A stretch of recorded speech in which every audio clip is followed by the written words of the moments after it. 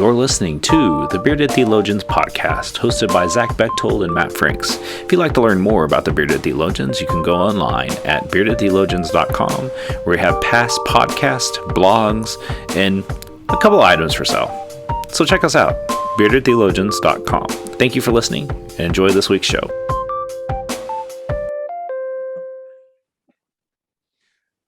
You're listening to the Bearded Theologians podcast, hosted by Matt Franks and Zach Bechtold. Oh, it's me. Today we continue on our series on pastor appreciation. A month. We're doing it all month long. We're trying to appreciate pastors and bring voices and folks on that share a little bit of their experience. And today we have a very special guest. We have Valerie Steele, who's the lead pastor at Quail Springs United Methodist Church in Oklahoma City. I hear that's a relative term as far as Oklahoma City is concerned, but relative location. But Valerie, we're so glad to have you on. Would you introduce yourself? Tell our listeners a little bit about you. You know who you are, what you do, and we'll get into it. Well, thank you very much. I am honored to be on this podcast. Well, my name is Valerie Steele. I say because the pandemic makes me feel like it's Groundhog Day. That movie, where it just seems like everything is like, and I just, and it just seems to be like starting over all the time, and starting things again and those kinds of things. So I got to Quail Springs in late June of last year, 2020, in the midst of the pandemic. And so as we've continued to open up, first it was taking off the mask, and then it was, or removing masks. We're back in mask now. But the blessed thing is, at least I know the people behind the mask, because when they took their mask off, I remember saying to myself, I'm not going to know who you are.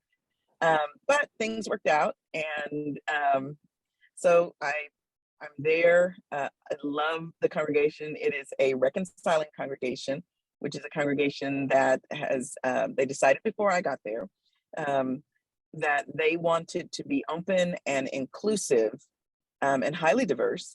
In when they say we welcome all, they mean we welcome all, and that is anyone, particularly those that are part of the LGBTQIA2S plus community, that they have a place there at church. But also we are growing more diverse in it's a predominantly white congregation, but we are beginning to be a little bit more different in the way it looks, of course. And so those are just some of the things, that are going on, at least at Quail Springs. But I feel very fortunate to be there, and grateful for the opportunity to serve.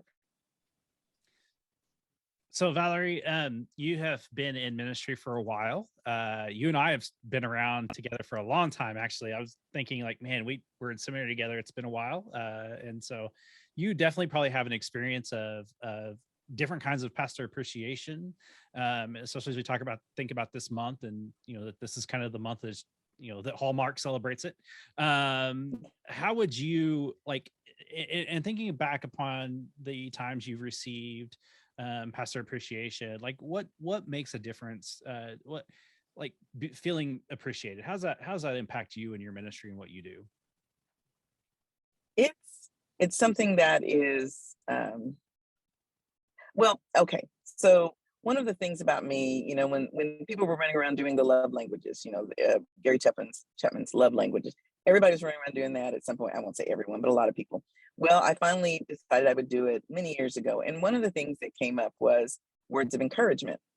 And so that was one of my deals. So of course it was like what Mark Twain said, or is known to have said, I can go on a good compliment for months, like 3 months, a compliment can carry me. So when people, even a nice card, something to just say, we appreciate, first off, we acknowledge you, because there's something about not everybody, just because you are appointed to a place, or you are maybe even called, depending on what type of system that you're part of denominationally, as far as pastors are concerned, then if you are appointed in our situation, not everybody considers you their pastor. And so to get something that, either to have that moment where someone introduces you and says, this is my pastor, not this is the pastor of the church I attend, two different things. To receive, so this month, to receive an actual card or someone saying, happy Clergy Appreciation Month. And of course, on social media, when people will tag you and say, we want you to know that we appreciate you as our pastor. That's just one of those things where someone is basically saying they're acknowledging the fact that, they accept me as their pastor. And that to me, again, goes far, far beyond than, if they were to do a big celebration, because again, that's that one person that's acknowledging the relationship that they feel that we have with one another. And that's a big deal for me. Absolutely. I feel that so much too. And that difference of, well, this is a pastor of my church and this is my pastor. No matter how often, or not how often, I don't hear very often. No matter when I hear that, it always settles really deep within me of like, oh yeah, this is what we're here to do, right? And for me, it makes me feel very seen.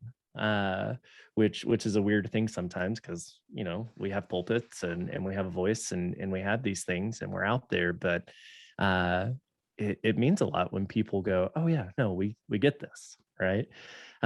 Especially I know exactly how you feel moving in the midst of a pandemic.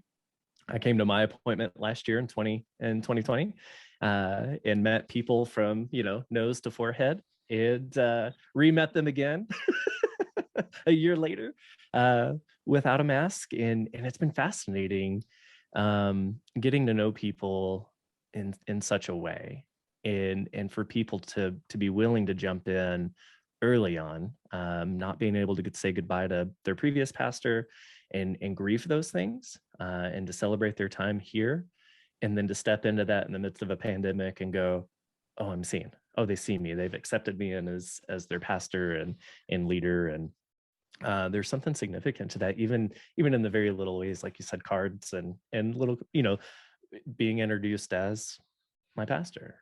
Those are huge. Yes. So I love that you bring that up, especially in the midst of pastor appreciation, because I think we get lost sometime in the big gesture, whether it's personally and maybe the big gesture is not there. I know a lot of our colleagues, their churches don't celebrate Pastor Appreciation Month, right?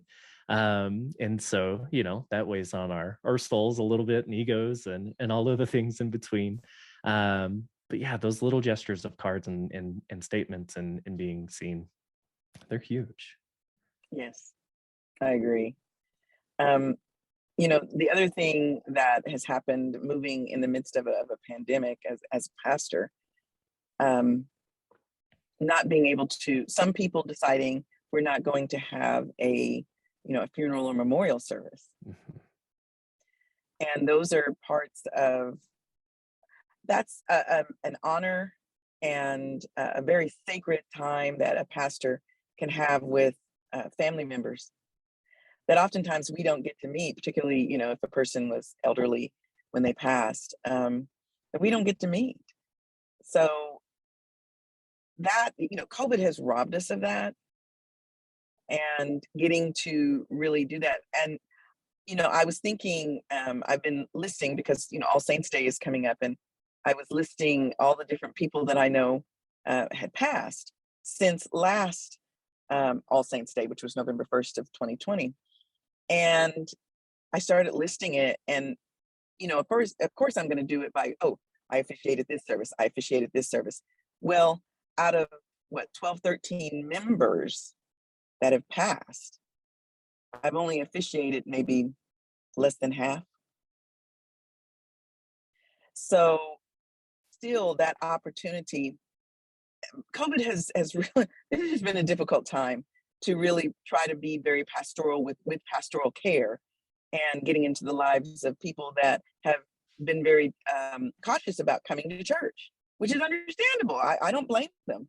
Or they've decided, I want to remain online. So trying to build relationships has been even a little bit more difficult. And you have to really, really talk about intentionality. You really have to be intentional with doing that, because you don't want anyone to feel left out. Being a new pastor, you want to be able to, you know, I don't mean to sound like I'm Ursula with tentacles, but you really want to be able to touch as many people as you can, to let them know that, yes, I'm here appointed as your pastor, but I want to be your pastor. So this month has been quite interesting. And yes, like you said, it does kind of bruise the ego whenever people just kind of cruise past it, like, oh, it's just, but you know, it's one of the things. I'll get my time. Well, somewhere, you know, somewhere. Well, and I think that's where one of the things that at least I've been trying to create in a culture of, like, it should be something we do all year. Like, we should share things all year, and we shouldn't just hyper focus it one time a year. You know, that's why, like, in smaller churches, and Valerie, you probably have experienced this living in Oklahoma, that when that either you're appointed to a new church or they celebrate your reappointment to the church, and that pounding, I mean, I almost liked that better than any kind of pastor appreciation thing in October, just because it just, like, you know, in the thick of summer when things are hitting hard, like, you know, it's kind of that lull in the summer, to have just the congregation say, hey, we care for you. Here's some things, you know, that goes a long way. But I also think too, in those high seasons, those high holy seasons, you know, in the middle of Lent or in Advent, hey, pastor, we notice that you're tired. Like, you know, like, take some time. Like, you know, I've been blessed. I've been in a couple of congregations that have said, no, Matt, you know, like, you've done enough, take your time. And when congregations can make that space, and say, hey, we really, you know, we value you, but we really, you know, take some time, you know, and take care of yourself. You know, how's your experience kind of been thinking about that, and, you know, anything that you may have experienced that might be good for, because, you know, the whole thing with this is, like, we want other churches, lay leaders, and other, you know, congregations to hear how these things do affect us as clergy people. And, like, those little things, if we can sustain it throughout the whole year, you know, if you care for your caregiver, they're going to go, you know, they can go further. And so, you know, how's that kind of center around your ministry? I think one of the things that I learned, that I've tried to be diligent about, I haven't always been the best at it, was really making sure that the board, or my committees, just depends on what the structure is, that they know, here are the things that are going on in my own life.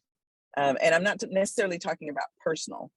I'm talking about when it comes to, you know, here are the visitations that, you know, I've made recently, and it may not be names, but I've done this in this last, you know, month. This is how many of this, or I went and spoke at camp, you know, 3 different times in the summer, or you know, those kinds of things. Just letting them know that of what's been important to me, but that I have been pastoral and actually doing, you know, what I'm doing.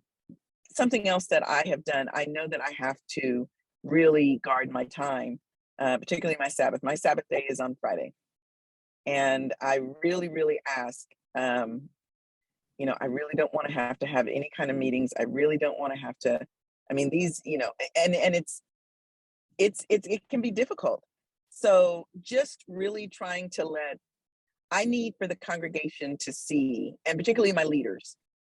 I'm an only child, so I tend to say everything is mine. So, you know, mine. Anyway, so I call everything mine. So forgive me for that, but because it does bother some people when I say that. But I want them to know that, number one, I'm not sitting at my house just twiddling my thumbs. If I'm not in the office, it does not mean that I'm not working. And I think if congregations can learn that about their pastor, that just because that one day that they came in at 2:00 and I wasn't in my office, or you know, something to that effect, that means that automatically I'm lazy, or I'm just, you know, leeching off of them kind of deal. You know, this is a plus job. No, being a pastor is not a plus job. We would not do this for the most part unless we were called. Yeah, I really Amen. feel, I mean, now there might be some out there, but honestly, we would not do this unless we were called. Because the thing about it is, each person, oftentimes I feel unless they really see the big picture, each individual person in the congregation forgets that they are one person. And if you, whether you have, once you go beyond that one person, that means that you have these, you're trying to make these intentional one-on-one relationships with anywhere from, it could be 10 or 12, just depends on the size of your congregation. But if you have like 300 people in your congregation, that's a lot of trying to remember names, trying to remember situations, trying to remember connections that they have, trying to remember the areas, their gifts that you've witnessed. That's a lot. And to know that you have that relationship, I mean, if you're worth your salt, that any pastor that's worth their salt, you were trying to keep those and maintain those. I may not remember all your birthdays. I one time, the smaller the church was, I sent out birthday cards personally. The church got larger. Well, it kind of got away from it. There was just no way to be able to do that once you got past, 50 or 60 adults and children. So the one thing that I really, when it comes to appreciation, that I want congregations, lay persons to know is that your pastor is not just sitting around twiddling their thumbs. Unless you know their full schedule, you don't know why they came in that day at 3, or why they came in that day, or left by 4, or left, you don't know what their whole schedule is, because you don't know what's going on that evening. And respect that they are not just, like I said, doing absolutely nothing, or that they're lazy. There's a lot going on. Yeah, that was one of the things I experienced. So I moved from New Mexico and the Texas area to Montana a handful of years ago. Completely different church culture. I remember going in my first day in the office, telling my assistant, "You'll know everywhere I am if I'm not in the office. You'll know my full schedule." And she looked at me and went, "Nobody cares. Nobody cares where you are."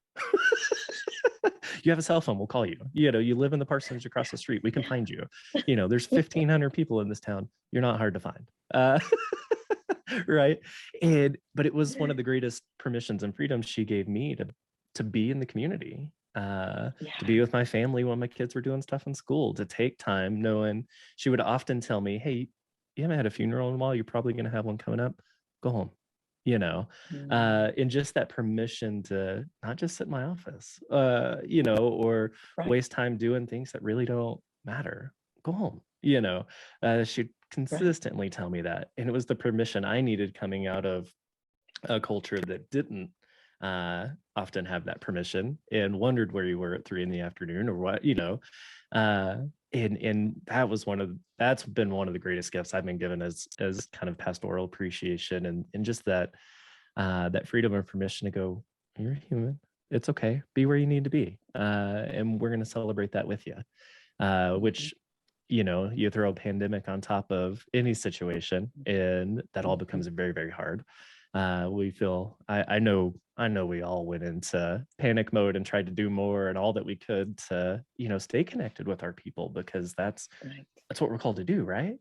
And when all of that changed at a, drop of a dime, it was tough. And that's why Matt and I wanted to talk about this, and bring it to light, because we know our colleagues are tired. We're tired, and it's important to find those little things, those little permission things, those little affirmations of, "Oh, we understand you're called to this and it's tough. We want to make space for you also." Because that's huge. Yes. So Valerie, to kind of wrap us up, and be respectful of your time, is there anything else you'd like to share for people that may be listening, to know about how churches can best support their pastors in a marathon, and not just the sprint of a month? Because it's a year. We're here for, it's a year. It's something we should do all year, and not just something we should sprint in a month. Do you have any kind of recommendations for congregations, what they could do, and some insights? In every congregation, there are people that I believe they have a gift of an empathic nature. And those people, even if you have, and first and foremost, pastors need to know that it's okay to be vulnerable.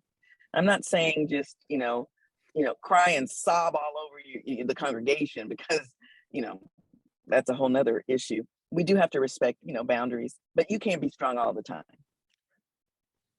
And as a pastor, and you have a family, and there are things that are going on. And when we, and I know I'm going to get back to your question, Matt, but I just would say this to pastors, and I think that congregations need to hear this too. Lay persons need to hear this, that even when your pastor is trying to act as though, okay, like their mother just passed away, and they're back in the pulpit, the next Sunday.